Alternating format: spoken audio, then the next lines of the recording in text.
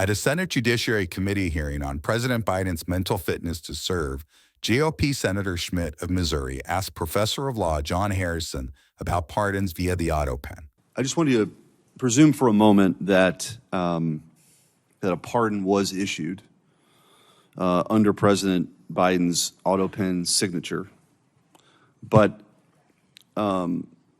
issued without his direction. It comes to light that that he actually didn't direct it. A member of his staff used the Autopen for a pardon. What recourse is available under those circumstances?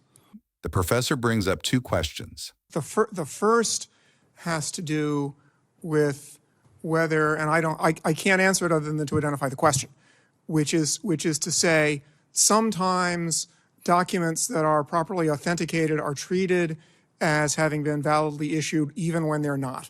That can happen. There are legal rules that produce that result, and I don't think there is such a rule about a pardon, but I would have to inquire into that again because there are such rules.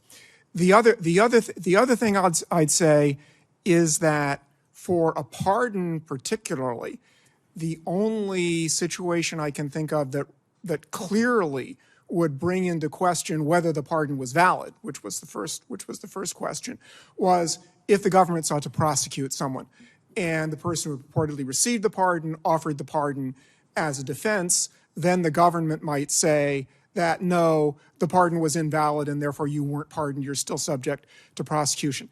There might be some other way for a question like that about a pardon to come up. I can't think of another, but that's the one I can think of. So from your perspective, let's just say that if there isn't any other legal recourse other than the one that you sort of brought up, what advice would you give to this committee or this Congress or this Senate to address that? What remedies could the legislative branch enact?